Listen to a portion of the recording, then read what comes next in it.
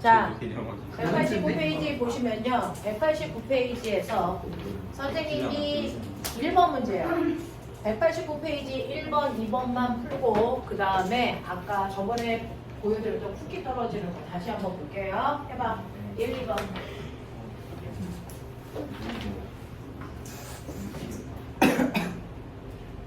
좋아할 것 같지.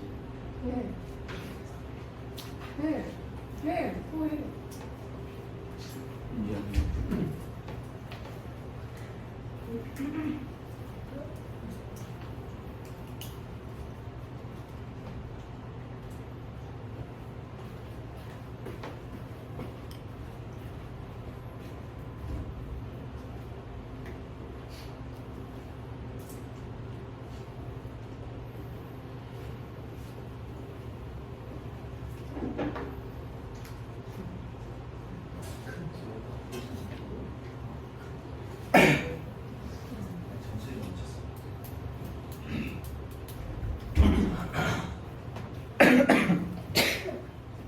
이거 여기다 줄게.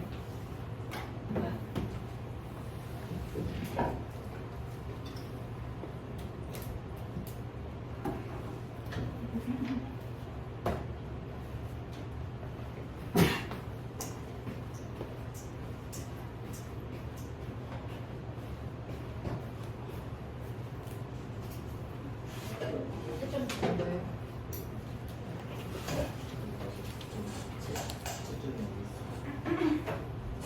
굉장히 빠지네. 시간 돼 있잖아. 근데 저번에 확인곡 이거는 평소에 했어. 그거 빼고 나머지 안 하고 있어요. 제일 많고. 어디까지예요? 다. 여기서 조금 풀고 있어.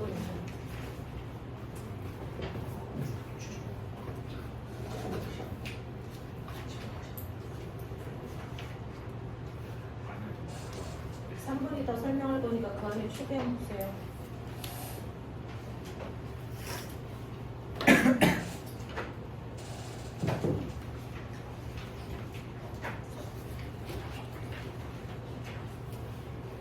휴지.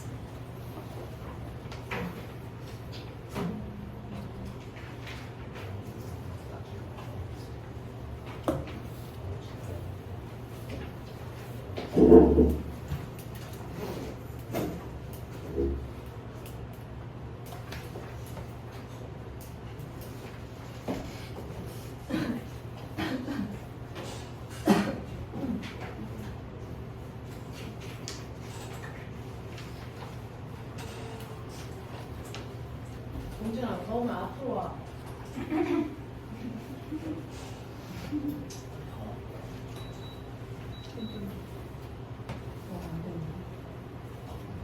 더워? 좀 나아?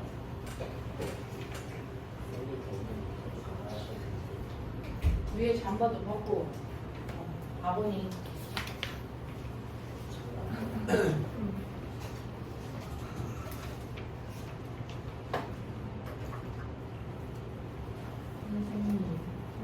좀 추울 것 같아요. 괜찮아. 추우면 들고 와. 더운 사람 앞으로 오고 빨리빨리 움직여. 일어나. 저 뒤로 가. 동찬이 앞으로 오고 빨랑빨랑 움직여. 등산인가? 지민이 저쪽 절로 가면 되죠. 여기 휴범이 잘못. 아니 저 뒤로 동찬이 자리로 가. 아니면 저쪽에 아. 재민이 뒤로 가자. 재밌어. 자, 지금 에어컨을 끌 수도 킬 수도 없는 상황이니까 체온 조절 자기가 하세요. 변기가 사실은 어쩔 수 없어요. 자, 상황 정리 됐어요. 네. 해도 돼요. 이게 자, 180페이지의 1번과 2번을 보시면 지금 우리가 하고 있는 문제가 운동량과 충격량이라고 하는 거고요. 운동량과 충격량을 어떻게 구한다라는 설명이 필요하면 여기 앉아 계시면 안 되겠죠. 됐죠? 자, 근데 여러분들이 알고 있는 운동량은 스칼라야, 벡터야? 이거 뭡니까? 벡터죠. 방향 가는 거죠. 이유가 속도라고 하는 벡터 값을 계산했기 때문에 하고요. 이러한 운동량의 변화량이 우리가 뭐라고 했어요? 충격량이라고 했죠. 그러면 충격량이라는 거 벡터니 스칼라니? 이 또한 벡터예요. 근데 충격량을 구하는 방법 또 다른 방법 있죠. 뭡니까? FT죠. 그러면 충격량의 방향이 곧 누구의 방향이니? 힘의 방향이에요. 그래서 이런 관계는 좀 가지고 계셔야 된다. 그래서 운동량과 충격량은 벡터 값이니까 방향을 고려해야 되는 값인데 1번 보시면요. 1번은요. 수평 방향으로 움직이는 A라는 물체가 있습니다. 2km짜리가 4의 빠르기로 가고 있어요. 그리고 B라고 하는 물체는 수직으로 운동하고 있습니다. 여러분들이 보시는 것처럼 B는 3km짜리고요. 얼마의 빠르기로 가고 있냐면 2의 빠르기로 가고 있다가 얘가 가운데서 충돌합니다. 그래서 두 물체가 충돌해서 얘가 비스듬한 방향으로 이렇게 날아가라고 했을 때 이때 속도 얼마야? 라고 하는 거죠. 자, 근데 이 운동량과 충격량이라고 하는 건 벡터 값이니까 방향 보고 계산하셔야 되죠. 자, 그랬을 때 수평 방향은 수평 방향끼리, 수직 방향은 수직 방향끼리 그래서 계산하셔야 되는데 충돌이 일어날 때와 일어나지 않을 때 그래서 변하는 것도 있지만 변하지 않는 것도 있죠. 뭐가 안 바뀌어요? 뭐가 안 바뀝니까? 운동량은 보존됩니다. 외부에서 힘을 더 가하지 않는 한. 그래서 그래서 충돌이 일어날 때 운동량 보존 법칙이라는 걸 생각을 해야 된다. 운동량은 보존되는 거야 라고 했습니다. 자, 근데 움직이는 방향이 우리가 그동안은 수평 방향으로의 충돌을 봤는데 수평 방향과 수직 방향의 운동량이 동시에 생겼네요. 자, 그럼 이거 따로따로 가서 나중에 합성하면 되겠구나 라고 생각을 하셔야 됩니다. 모든 벡터는 다 이렇게 하는 거거든요. 자, 그럼 그 중에서 A와 B가 있는데 얘네들이 충돌하기 전이 있고 충돌한 뭐가 있습니까? 후가 있어요. 그래도 그 값은 항상 보존돼야 되는 거구나 라는 생각을 하셔야 됩니다. 그렇죠? 자, 그러니 A 같은 경우에 수평 방향의 운동량 오른쪽 방향으로 얼마 있습니까? 얼마 있어요? 8 있죠. 자, B는요. 수평 방향의 운동량 얼마 있습니까? 0입니다. 0. 그러니 얘네들은 충돌하기 전이나 충돌한 후에 오른쪽 방향의 운동량 8 가지고 있으면 되겠구나 라고 하는 거죠. 이해해? 이 얘기고요. 자, 그 다음에 수직 방향의 운동량도 있어요. A는 수직 방향 운동량 얼마입니까? 0이지만 B 같은 경우에 위쪽 방향으로 얼마 같습니까? 6 가져요 라고 하는 거예요. 자, 그러니 충돌한 후에도 위쪽 방향으로 6까지는 운동량을 가지고 있으면 되겠구나 라고 생각하시면 돼요. 되겠어? 네. 그러면 보면 수평 방향으로는 8만큼의 운동량, 수직 방향으로는 6만큼의 운동량 뭔가 보이죠? 네. 3대 4대 5입니다. 그러면 비스듬한 방향의 운동량 얼마 가지면 되니? 10 가지면 돼 라고 하는 거잖아요. 됐어? 그랬을 때 이 두 물체가 합체돼서 한 덩어리로 움직이니까 이 한 덩어리가 몇 킬로짜리입니까? 4킬로짜리입니다. 5kg 왜요? 그럼 이거 맞게 계산했어요? 네. 5킬로짜리입니다. 그러면 5kg짜리의 물체의 운동량이 10이 되려면 이 방향의 속도 얼마면 되겠어요? 2면 되겠어요 라고 하는 겁니다. 이렇게 푸는 거야. 그래서 그러면 꼬맹아 앞에 있는 쿠키 좀 봐봐. 앞에 있는 쿠키를 보시면 되죠? 쿠키라고 하는 거는 위에서 떨어져요. 1초에 몇 개씩 떨어지냐면 10개씩 떨어진 걸로 기억하고 있는데 맞습니까? 맞아요. 네. 1초에 10개씩 쿠키가 떨어집니다. 그러면 얘는 수직 방향의 운동량을 가지고 있지만 수평 방향의 운동량이 있어 없어? 없어. 근데 얘가 떨어진 후에 수평 방향은 뭐야 되니? 움직여야 되고. 그러면 없었던 수평 방향의 운동량을 가져야 되는 거 아닙니까? 그러면 이만큼의 수평 방향의 운동량을 갖기 위해서는 추가로 뭐 줘야 된다? 힘 줘야 된다. 그래야 운동량이 바뀌죠. 됐어? 네. 그래서 여러분들 보시면 실제로요. 나중 운동량은요. 처음 운동량에다가 운동량의 변화량을 더하시면 되는 거 아니야? 근데 그 운동량의 변화량이라는 건 뭐야? 충격량이잖아요. 됐죠? 그러니까 처음 운동량에다가 충격량을 더한 값이 나중 운동량이어야 돼. 근데 쿠키는 처음에 수평 방향 운동량 없었는데 나중에 수평 방향 운동량 갖게 됐죠. 그래서 10개의 쿠키가 얼마씩 움직이면 된다고요? 얼마? 0.1. 0.1. 그래서 이만큼을 가져야 되는 거 아니야? 그러려고 내가 충격량을 줘야 되겠죠. 맞아? 그랬을 때 힘 얼마 준대요? 0.016. 0.01N의 힘을 몇 초 동안 준대요? 우리가 10개의 쿠키가 떨어지는 건 몇 초 동안이었어요? 1초 동안이잖아요. 1초 동안 준 거잖아. 무슨 말인지 알아? 이제 되겠어? 그 얘기야. 알겠냐? 없었던 수평 방향의 운동량을 갖게 하기 위해서는 외부에서 운동량을 변화시키는 충격량을 받아야 된다고. 그래서 밀어줬다고. 알겠어? 그래서 이거 쿠키 하나의 질량이 얼마냐고 물어본 거야. 납득이 돼? 하겠어? 이런 느낌이야. 이해되겠지? 되겠어요? 하겠어요? 네, 이렇게 가는 겁니다. 이렇게 가는 겁니다. 그래서 그 쿠키란 그런 것들을 얘기해 라고 한 거고요. 그 다음에 1번 문제. 이거 안 풀어드려도 되죠? M값. 되겠어? 오케이.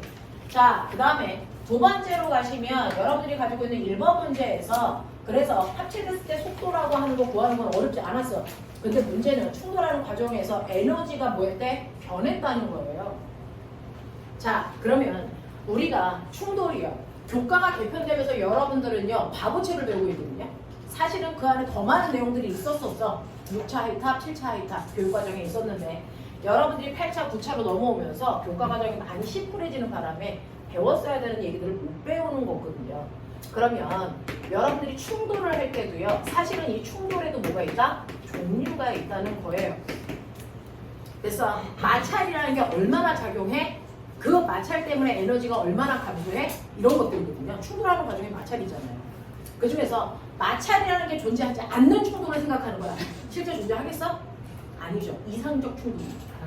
그래서 그걸 우리 뭐라 그러니까 탄성 충돌이라고 하고요. 마찰의 크기에 따라서 뭐라고 합니까? 비탄성 충돌과 완전 비슷한. 네, 완전 비탄성 충돌이라는 게 있단 말이야. 그래서 마찰의 크기에 따라서 마찰을 무시할 수 있는 충돌이냐 아니면 마찰을 고려해야 되는 충돌이냐에 따라 나눈 거거든요.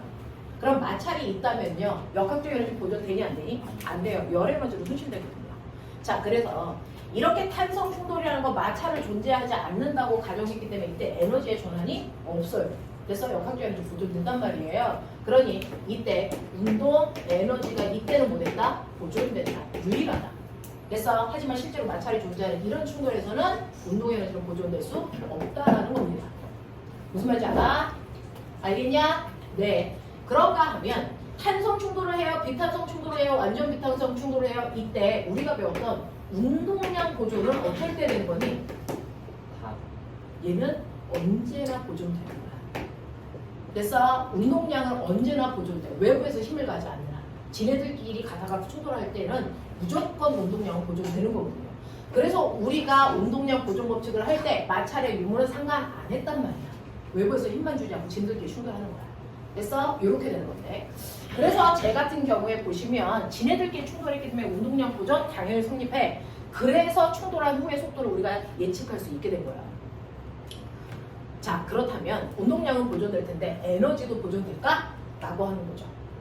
보면 여러분들 저번 시간에 얘기한 것처럼 운동 에너지와 위치 에너지와 스칼라 벡터, 스칼라.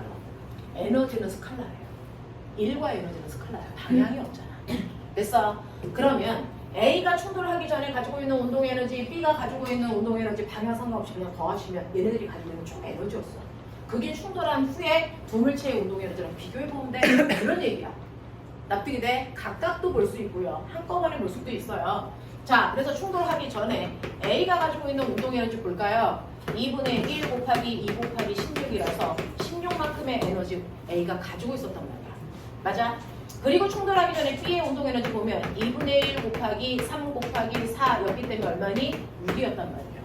그래서 그러면 충돌하기 전에 22였기 때문에 충돌 후에도 22가 될까? 이거에 대한 물음이야. 그래서 해보자. 그러면 충돌한 후에는 한 덩어리가 됐으니까 2분의 1 곱하기 5kg라고. 그리고 속력은 그래서 비스듬한 방향으로 이지만 스칼라이기 때문에 방향 고려하지 않아요. 그래서 그냥 4 하시면 돼요. 자, 그래서 보시면 운동 에너지가 얼마 나옵니까? 10 나와요. 22가 아니라는 거죠. 무슨 말인지 알아? 그러니까 운동 에너지 얼마 손실됐니? 12만큼의 운동 에너지가 손실되는 충돌을 했다라는 겁니다. 됐죠? 그러니까 적어도 탄성 충돌은 아니네 라고 하시면 돼요. 이해되겠어? 이런 얘기들이야. 자, 그 다음에 이번 해결하셨을까요? 네.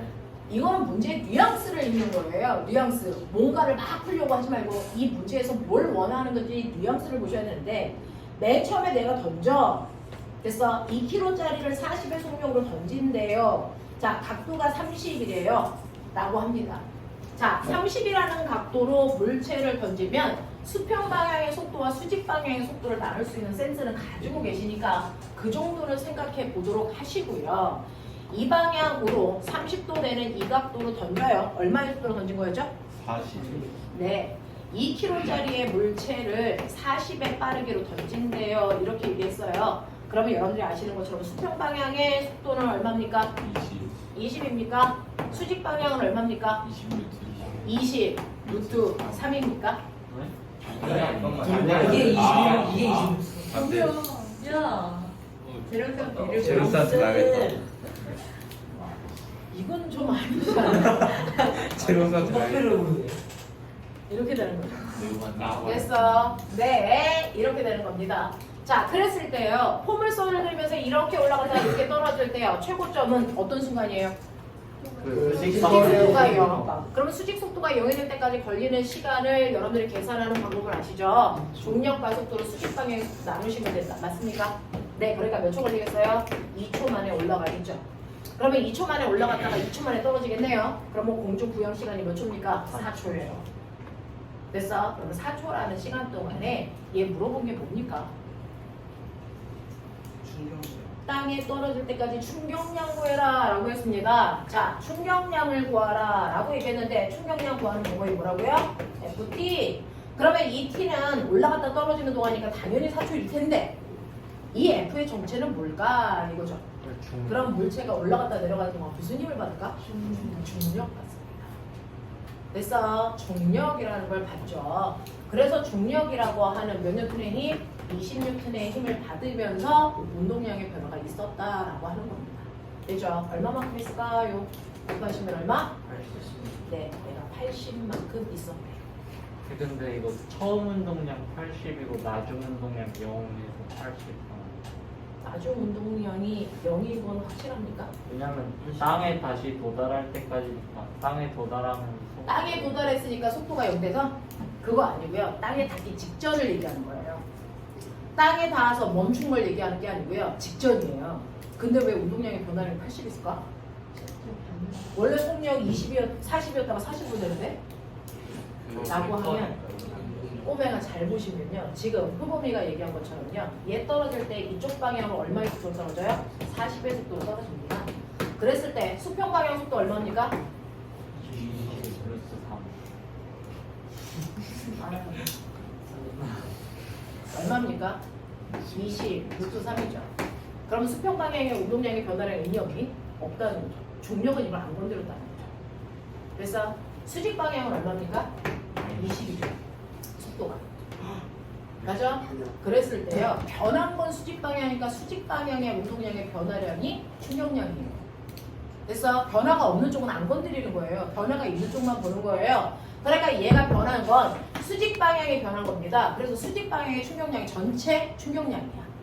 그래서 네. 그러면 어떻게 하면 돼요? 수직 방향이 변했으니까 처음에 나중에 수직 방향의 운동량에서 처음에 수직 방향의 운동량을 뭐 하면 되니? 빼면 되죠.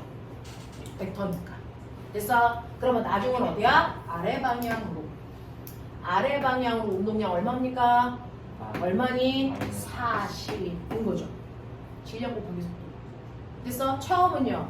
위쪽 방향으로 얼마예요? 40. 그래서 빼시면 얼마 나옵니까? 마이너스 80. 요렇게 나오죠. 이거 얘기한 거잖아요. 되겠어? 이런 식으로요. 수평 방향과 수직 방향 운동량의 변화 누가 해주셨냐? 그 중에서 변화량의 총량이 얼마냐? 라고 하는 걸 이런 식으로 운동량의 변화량을 따지셔도 되고요. FT로 계산하셔도 되고요. 편한 쪽으로 가시면 된다고요.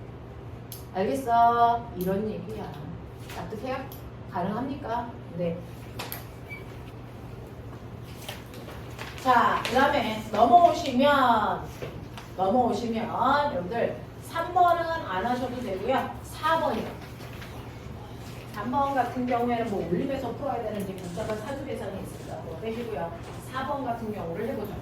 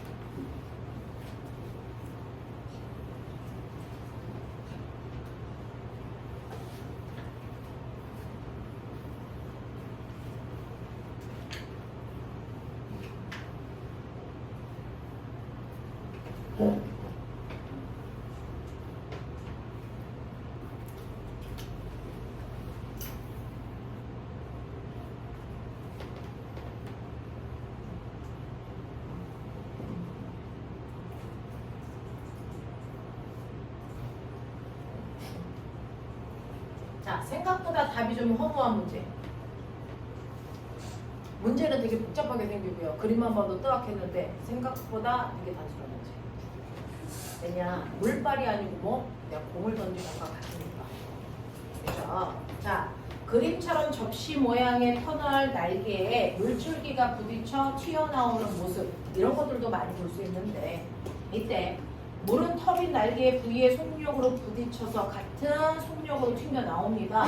단위 시간당 날개에 부딪힌 물의 양을 M이라고 합니다. 물이 터빈 날개에 작용한 힘은 얼마겠습니까? 라고 하는 거죠. 자, 터빈 날개에 작용한 힘, 부딪히는 거니까 운동량의 변화량이요. 운동량의 변화량이 충격량이고요. 그 충격량이 FT니까. 되죠? F값은요, T분의 델타 P로 구하면 돼. 이 얘기군요. 되죠? 델타 P는 나중 운동량에서 처음 운동량 빼면 되는데요. 물살이 가다가 튕겨 나가는 거예요. 그래서 얘 MV라면 얘는 얼마입니까? 마이너스 MV거든요. 그럼 변화량이 얼마입니까? 라고 하면 마이너스 2MV예요. 그거를 T로 나누시면 이게 바로 힘이라는 거죠. 그래서 힘은 왼쪽 방향으로 요만큼 받았어요 라고 하는 게 이제 끝나는 거예요. 되겠어? 그래서 이건 문제를 정확하게 읽고 제대로 설계하시면 별로 어려운 문제 아니다. 어려워 보였을 뿐이다 라고 합니다. 납득해? 네, 넘길게요.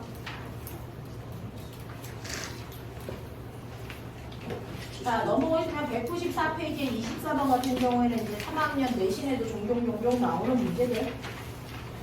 그래서 그런 얘기를 한 거고요. 이게 이제 뒤에 가면 2년 전인가 34번 유형이 세종가구 문제였어요. 효율 구하는 거 전력. 전력으로 끌고 갔어요. 효율 구하는 거. 이게 세종가구 문제였습니다. 이런 것들이 나오니까 좀 여러분들이 생각을 좀 해보시면 좋을 것 같고요. 그 다음에 거기 개념 심화 문제 있어요. 198페이지죠. 198페이지에 5번부터 꼬맹아. 그래서 거기에 있는 11번까지가 되어 있는 사람 손.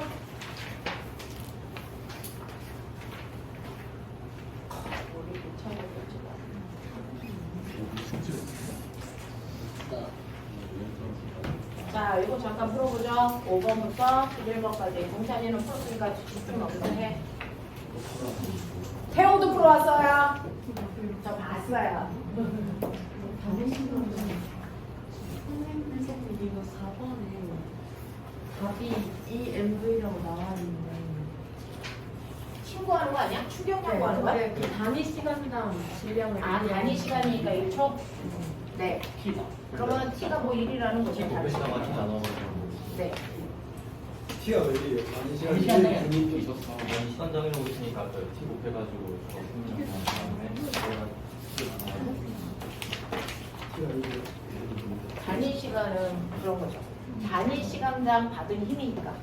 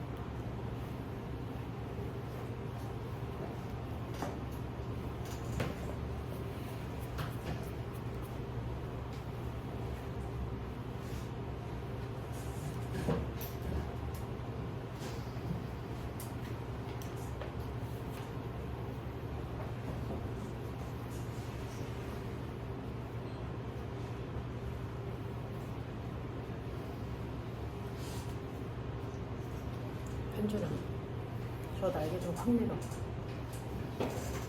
등까지 내려. 그게 최대야?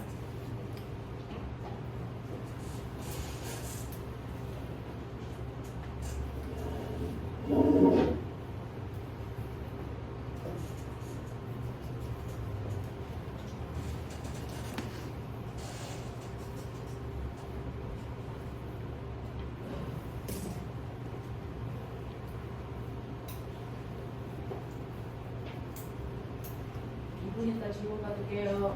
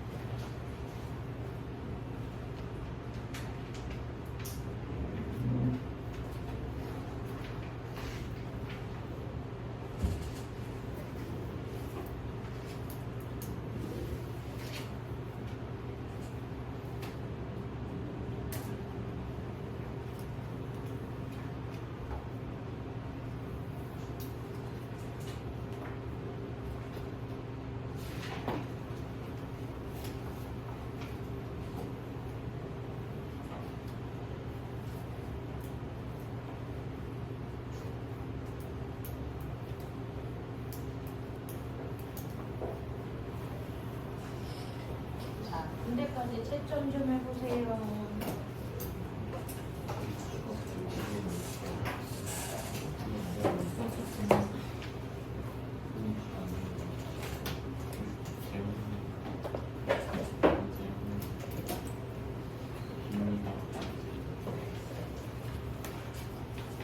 채점 좀 해보시면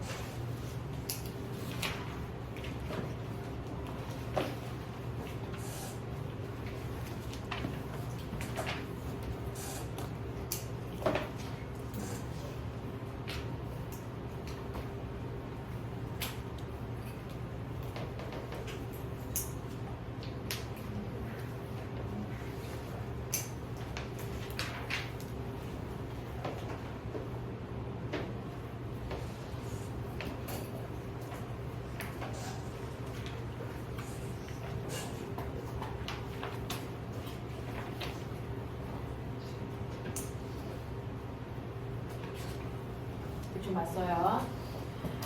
자, 5번부터 9번까지 중에서 이해 안 되거나 같이 풀어야 되는 게 뭐가 있을까요? 8번이요. 7, 8번. 자, 7번하고 8번도 이제 하이탑에 주로 있었던 문제. 7번 같은 경우에 보시면 책상면에 질량이 라지 M인 나무 토막이 있고요. 나무 토막을 향해서 날아가는 스몰 M의 질량을 가지고 있는 총알이 있어요. 총알은 나무 토막을 관통했다, 뚫고 나갔다는 얘기입니다. 자, 총알이 관통한 후에 나무 토막은 S만큼 나아가 정지했다라고 합니다. 책상면과 나무 토막의 마찰 개수를 U라고 했을 때 물음으로 만족을 찾아보세요 라고 하는 겁니다. 자, 총알이 관통한 직후에 나무 토막의 운동 에너지는 얼마이겠습니까? 라고 하는 거죠. 나무 토막의 운동 에너지를 알려면 나무 토막의 질량과 나무 토막의 속도 알아야 되는데 있을까요? 없죠. 그러면 나무 토막의 운동 에너지 구하라 그랬는데 이거를 구할 수 있는 2분의 1 M V 다시 제곱이 있어야 되는데 이게 없어요. 운동 에너지 직접 구할 수 없다는 얘기죠. 그렇다면 우리가 생각해야 되는 건 운동 에너지와 같은 양을 가지고 있는 다른 물리량을 찾아야 된다라는 얘기입니다. 됐죠? 그러면 운동 에너지요. 잘 읽어보시면요.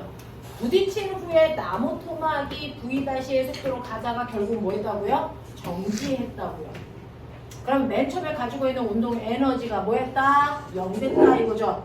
그러면 운동 에너지는 뭐 하는 데 썼을까요? 어디 갔을까요? 얘가 맨 처음에 가지고 있던 운동 에너지? 밀려가면서 마찰이 한 일 하는데 썼어요. 이 얘기예요. 무슨 말인지 알겠어? 그래서 나무 토막이 가지고 있는 운동 에너지는요, 시간이 지나면 바닥과의 마찰에 의해서 마찰이 한 일로 바뀌었다 이 얘기죠. 그러면 나무 토막의 운동 에너지를 구하는 또 다른 방법은 마찰이 한 일 구하면 된다. 마찰력은요, 마찰 개수에다가 수직 항력인데 얘가 바닥을 누른 수직 항력이 얼마일까요? 네, 일체 무게만큼이고요. 밀려나간 거리가 얼마나 있어요? 요 거리가 얼마입니까? S. 그래서 이렇게 하시면 운동 에너지와 같은 또 다른 물리량을 찾아냈구나라고 하는 거죠. 그죠? 물리는 무조건 방정식으로 풀어요. 좌변과 우변에 뭔가 같은 걸 찾아내셔야 됩니다.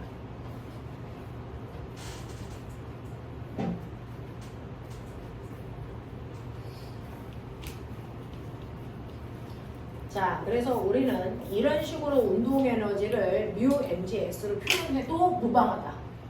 그죠? 자, 그러면 나무 토막을 관통한 직후 총알의 속력은 얼마이겠습니까? 라고 하는 거죠. 자, 그러면 관통하기 전, 충돌하기 전과 충돌한 후의 운동량은 같다? 이것이란 얘기예요. 됐죠? 그때 충돌하기 전에 총알이 있었고요. 그 다음에 나무 토막이 있었는데 총알이 MV의 속도로 오른쪽으로 갔고요. 나무 토막은 멈춰 있었기 때문에 전체 운동량의 크기는 MV여야 된다라는 얘기예요. 충돌 후에도. 자, 그랬을 때 얘가 총알이 나갔어요. 총알이 나간 속력을 줬나요? 총알이 날아가는 속도는 안 좋네요. 나무 토막의 속도도 안 좋네요.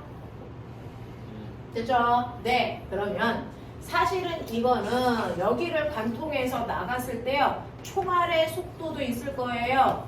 V2, V1. 나무 토막의 속도도 있을 거예요. V2 뭐 이렇게 한다면. 됐죠? 요 두 개의 운동량을 합한 값이 처음의 운동량이랑 같아야 되는데 속도는 몰라. 그래서 얘는 V1이었을 거고요. 얘는 V2의 속도로 날아갔을 거야. 난 이렇게밖에 생각할 수 없다는 거죠. 됐어? 자, 여기에서 우리한테 구해달라는 건 뭐예요? 총알의 속도를 구해주세요. 요 속도 구하라는 거야, V1. 요거 구해야 돼. 허락된 문자를 가지고. 자, 그렇다면은 얘는 허락된 문자가 아니니까 다른 걸로 치환해야죠. 자, 요거 치환할 준비 됐죠? 아까 우리가 구했던 요게 바로 V2니까. 그러면 정리가 되겠죠? 이렇게 되겠죠? 그러면 V2의 정체가 뭐니? 라고 하면 루트 뭡니까? E, U, G, S 맞습니까? 맞아요. 이렇게 해서 되겠죠? 자, 그래서 여러분들이 보시면 넘기시면요.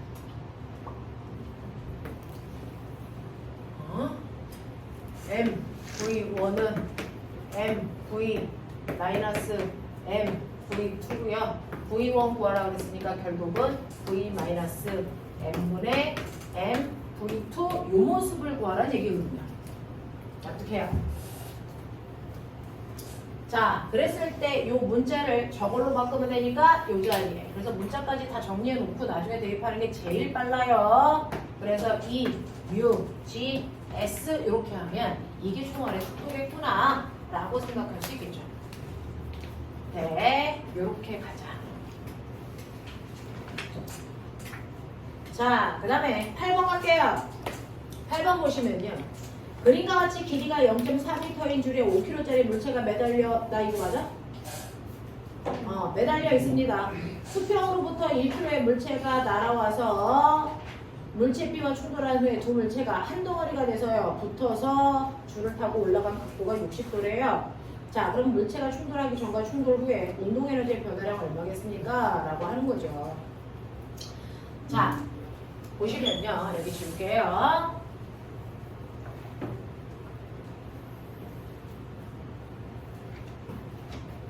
맨 처음에 상황 보시면 커다란 슈 있고요. 얘가 5kg짜리가요.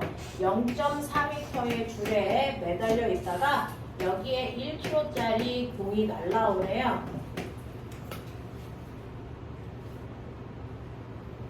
얘 얼마의 속도로 날라와요?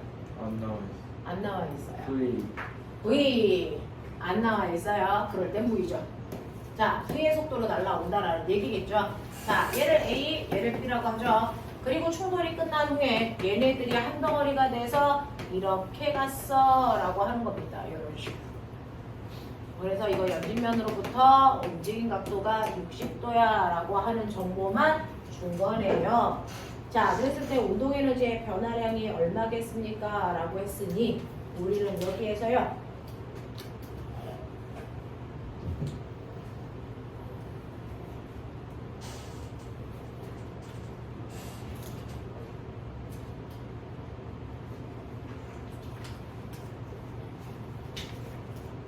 거꾸로 가죠. 보세요. 얘 여기까지 원래 있었던 아이가 여기까지 올라왔대. 맞아. 꽝 하고 충돌한 후에 요게 한 덩어리가 돼서 이렇게 왔지. 그러면 이렇게 오는 과정에서의 에너지잖아. 무슨 에너지가?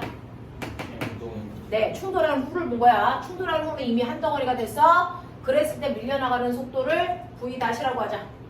됐어? 그럼 무슨 에너지가? 운동 에너지가 무슨 에너지로? 위치 에너지로 전환.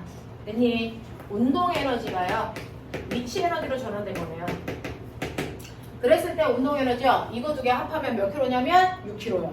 그래서 2분의 1 곱하기 6 곱하기 충돌한 후의 속도를 V-라고 하면 V-의 제곱. 됐죠? 이게 뭐가 되냐면 두 물체의 위치 에너지가 되는데 요 각도가 60도래. 요 길이가 얼만데? 0.4. 그러면 얘도 0.4. 그러면 피타. 보이냐? 요 길이 얼마? 0.2. 0.2. 됐어? 그러면 요 높이가 0.2m 올라간 위치 에너지구나. 납득이 돼요? 맞아요. 그러니 여러분들이 보시는 것처럼 MGH인데 G 어떻게 하라고 그랬어요? G 10. 자, 그러면 6 곱하기 10 곱하기 0.2만큼의 위치 에너지를 갖는 운동 에너지가 생겼었구나 라고 하는 게 되는 거죠. 그랬을 때 여러분들이 보시는 속도 루트 보이시죠? 그러면 얼마 나옵니까? 이거 얼마 나와요? 2 나와요. 맞죠? 그래서 충돌한 후에 얘네들이 2의 속도로 날아갔구나 요게 된 거야. 그러면 이때 우리는 충돌하는 후를 봤으니까 충돌하는 과정을 보면 충돌하는 과정에서는 운동량 모든 법칙 성립했어야 돼.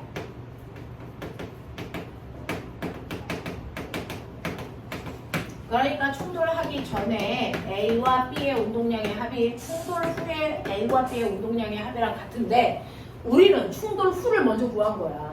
두 개가 합쳐서 6kg고 2의 빠르기로 날아갔네. 이 얘기잖아요. 그러니까 얘의 운동량이 얼마였어요? 12. 납득하냐? 그러면 충돌하기 전에도 얼마? 12 이거죠. 근데 충돌하기 전에 B는 안 움직이고 A 혼자 움직였는데 12가 돼야 되네. 그러니까 얘의 빠르기가 얼마야? 12였어야 되네. 이렇게 가는 거야. 거꾸로 간 거야. 됐어? 이렇게 해야 풀려. 됐죠? 네, 이렇게 해야 풀립니다. 그래서 총알이 12의 속력으로 날아왔을 때요. 운동에너지의 변화라고 뭐라 그러죠? 충돌하기 전에 운동에너지는 A 거밖에 없어요. 그러면 2분의 1 곱하기 1 곱하기 나 알아 12제곱 144 72 됐어? 충돌 후야. 충돌 후는 두 개가 한 덩어리가 됐죠? 되겠어? 내 운동에너지 얼마? 2분의 1 MV 제곱. 그래서 얼마 나와? 12? 네. 그럼 변화량이 얼마? 60초. 60? 뭐 이런 얘기 되겠죠? 자, 이런 식으로 구해 나가시면 좋겠죠?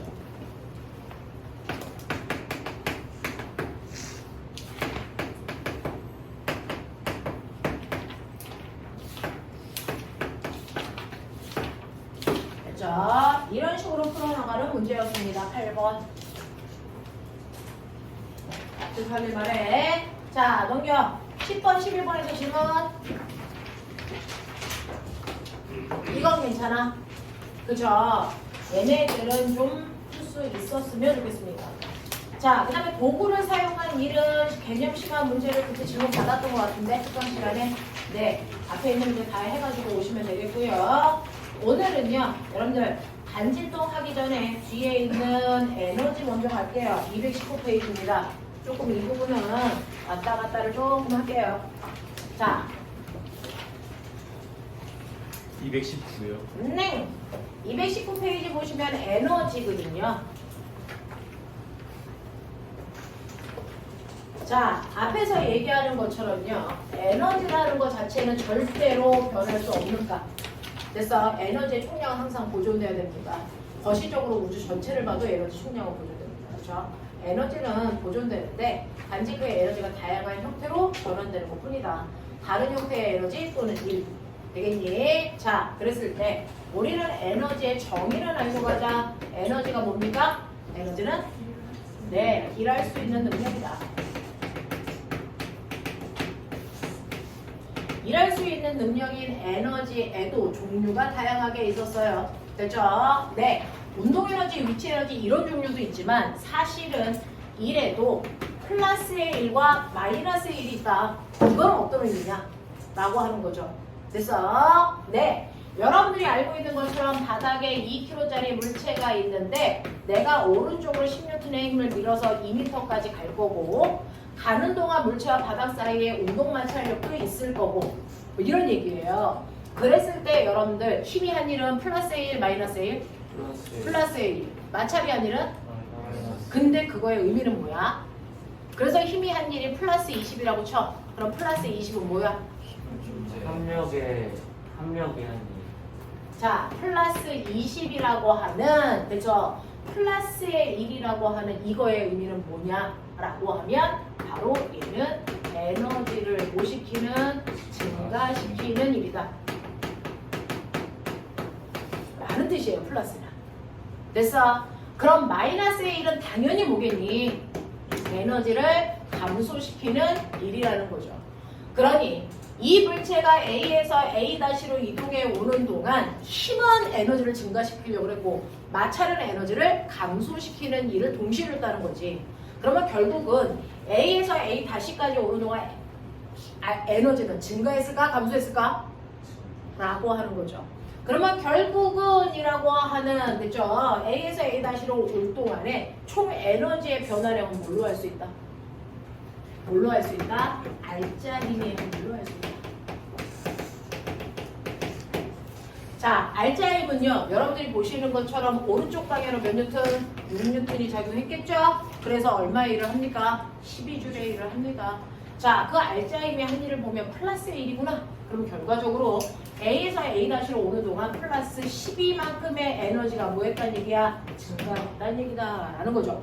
그래서 일은 여러분들이 알고 있는 위치 에너지, 운동 에너지 뭐 이런 것들도 있지만 일 중에서는 마찰이 아닌 중력이 아닌 뿐만 아니라 플러스의 의미를 갖는 일과 마이너스의 의미를 갖는 일도 있다. 그 플러스의 의미는 에너지를 증가시키는 일이고요. 마이너스의 의미는 에너지를 감소시켰다는 거다. 그래서 이렇게 표현합니다. 자, 그랬을 때 이러한 일에 의해서 뭐가 바뀐다? 에너지의 변화가 생긴다. 맞습니까? 그 중에서 우리가 알고 있는 운동 에너지의 변화량을 알려주는 일도 있겠죠. 또는 위치 에너지의 변화량을 알려주는 일도 있겠죠. 맞냐? 자, 이 중에서 운동 에너지의 변화량을 알려주는 일은 뭐 보면 된다? 운동 에너지는 무조건 움직이는 동안 뭐만큼만 변해? 어떤 일 구하면 돼? 그렇죠. 운동 에너지의 변화량은 무조건 알짜 힘이 한 일만큼이다. 그러니 맨 처음에 얘가 정지되어 있었다고 치자. 운동 에너지 얼마?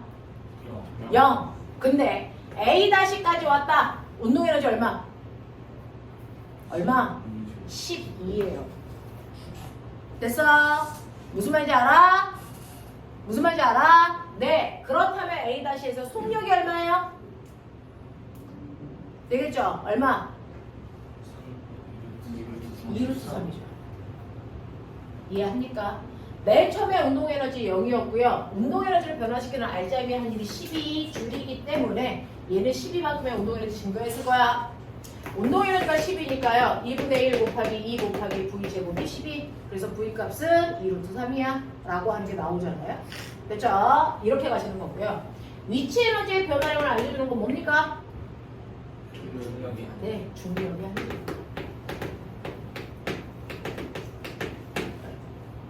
맞냐? 이렇게 되는 거죠. 그래서 이렇게 에너지의 변화량은 일한 만큼이기 때문에 그 한 일의 양을 보면 에너지의 변화량을 예측할 수 있네요. 라고 하는 거고, 위치 에너지와 운동 에너지의 합성값은 역학적 에너지고요. 역학적 에너지는 보존력만 작용하면 항상 보존됩니다. 하지만 비보존력이 작용하면 에너지를 역학적 에너지는 보존될 수 없다고요. 자, 그럼 그 중에서요, 운동 에너지라고 하는 거 여러분들 고칠 때 운동 에너지 어떻게 구해? 그렇죠. 2분의 1 mv 제곱이죠. 천체에서의 운동 에너지를 구하는 또 다른 방법은 뭐였어? 아이고, 뭐였어? R분의 GM의 새끼들아. 맞아. 기체에서의 운동 에너지 구하는 방법 뭐였어? 유체에서는 2분의 3K T고요. 됐어? 이 T는 무슨 T? 절대 온도 T. 맞아. 네. 그런가 하면 액체, 유체에서의 운동 에너지를 구하는 방법도 있었죠. 2분의 1 로 V 제곱. 맞아요? 이런 식으로 상황에 맞춰서 운동 에너지 구하는 다양한 방법들이 있었네. 라고 하는 거예요. 자, 그런가 하면 위치 에너지의 종류 있어요. 위치 에너지, 포텐셜 에너지의 종류 몇 가지? 세 가지. 첫 번째, 중력 포텐셜 에너지 구하는 식 mg, h를 천체에서는 어떻게 구하냐?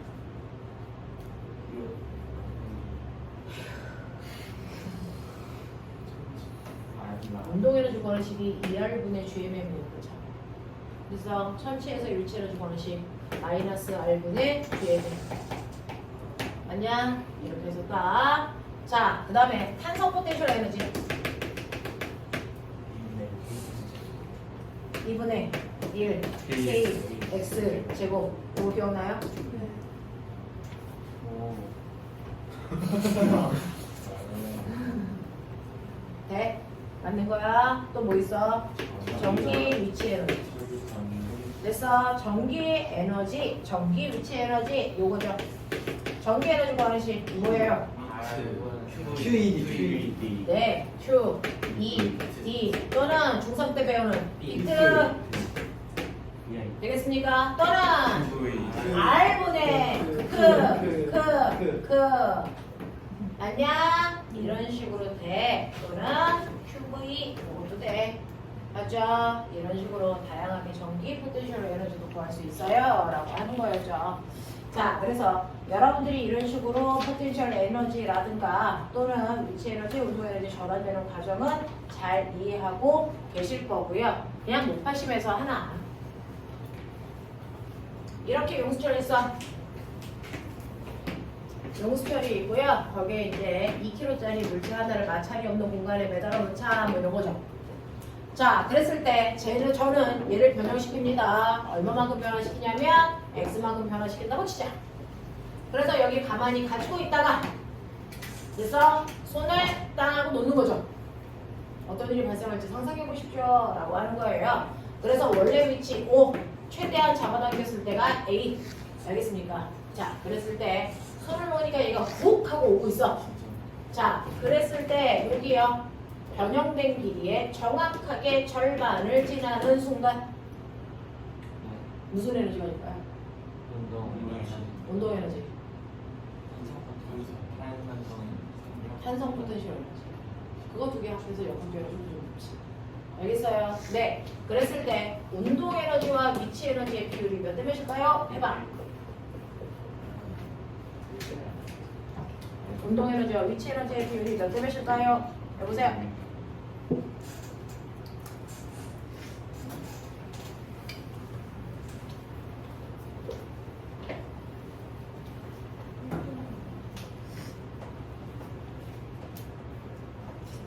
이거 날 부르지 않았어? 나는 한쪽에 막 들리는 거야? 너 들렸니? 그럼 너랑 나랑 미친년이야? 명인이.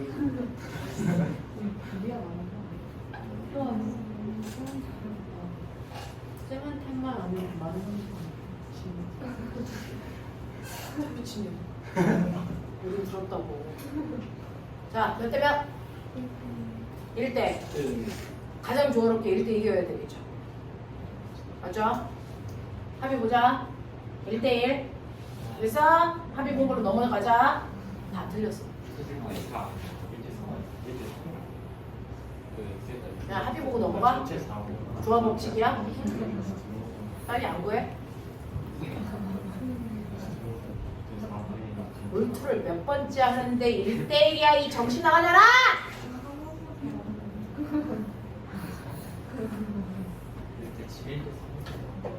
1대7 조화롭네. 1인 건 맞아? 확실해? 그 믿음을 어디서 온 거야? 우리 태관이 너는 3분의 1 됐어요? 아까 그 허망과 똑같은 높이의 다크가 있네요. 아 빼면 되지. 1대 3 맞네. 운동 에너지, 운동 에너지. 그러면 전체가 하려고 하십시오. 네. 야! 우리 아들 얘기하잖아! 그래.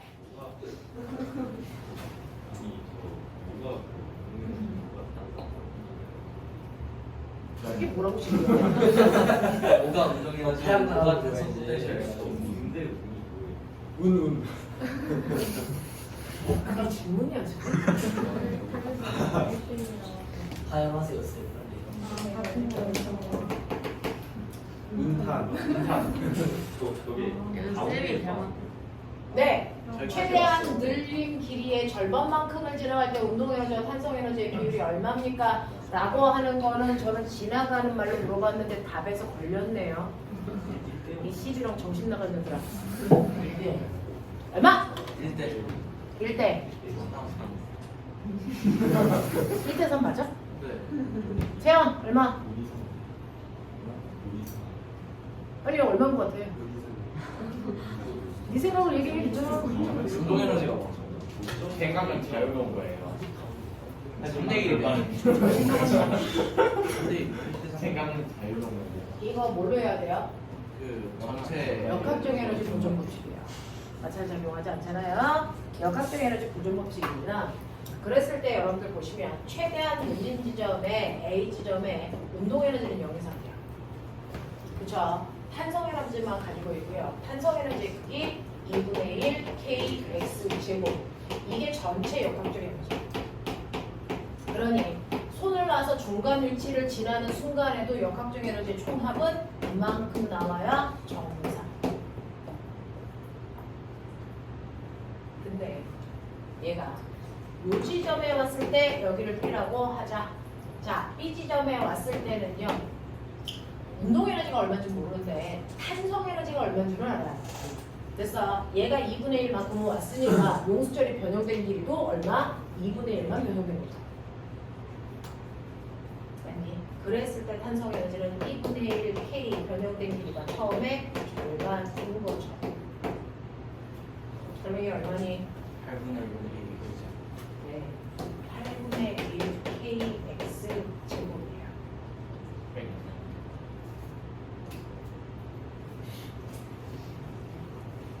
그러면은 이거 합쳐서 역학적 에너지는 보존돼야 되는 거니까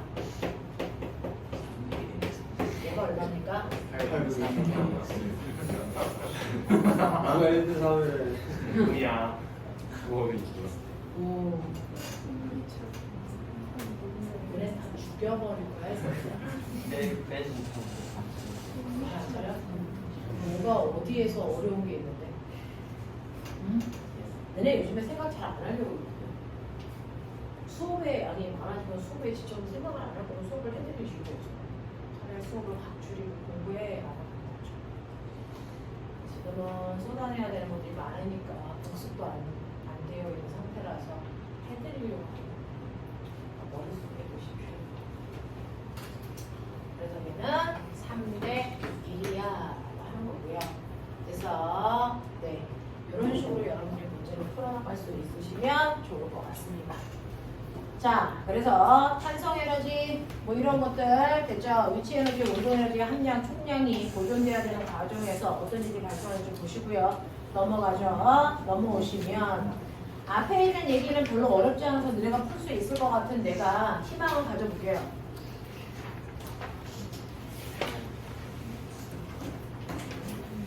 자, 개념 심화 보죠. 233페이지요. 233페이지에 23번 문제부터요. 빠른 속도로 정신 차려서 하십시오. 나중에 한차 떨어지지 말고. 어디까지 하시면 되냐면 34번까지 하시면 되거든요. 자, 지금은 다 못하겠죠. 몇몇 개만 골라볼까요? 자, 하고 싶은 문제. 야, 나도 해놓고 좀 그랬네요. 네, 23번부터 26번까지 하죠. 네.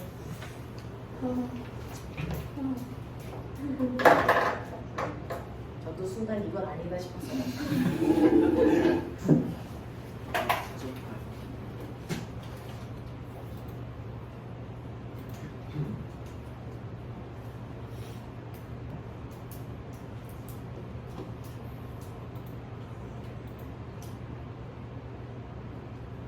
아야.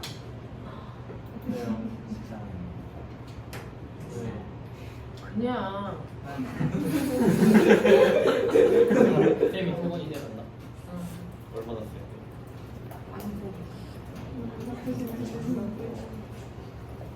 대중표현하신 방법을 좀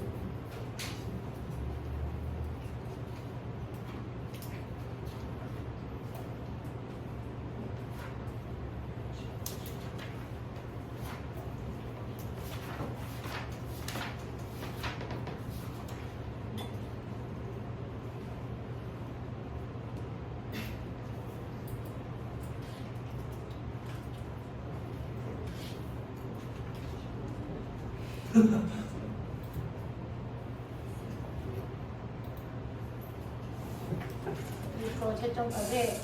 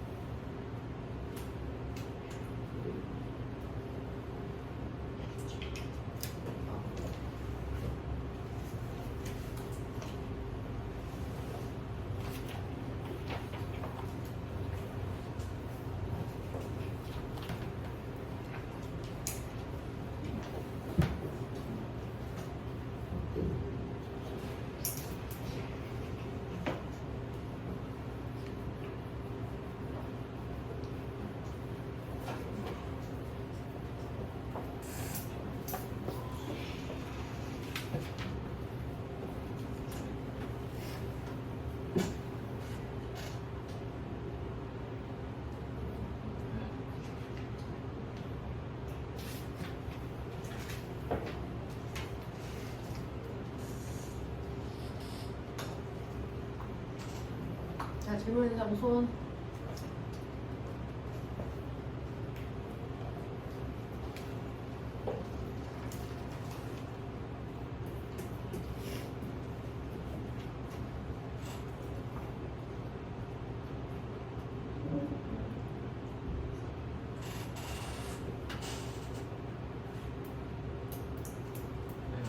아이씨, 해.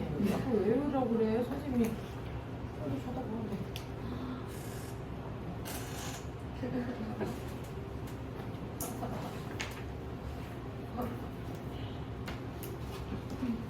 아, 또 써.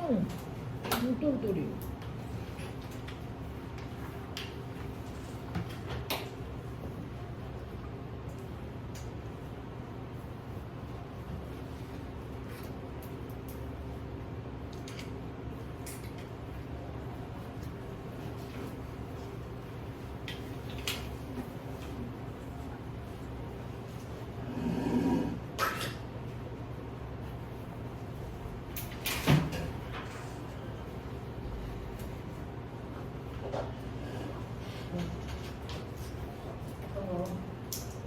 네.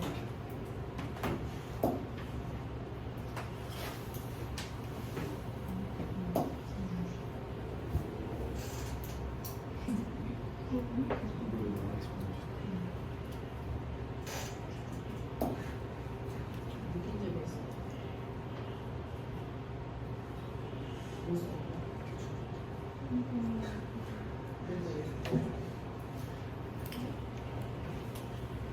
속도가 안 날 것 같아.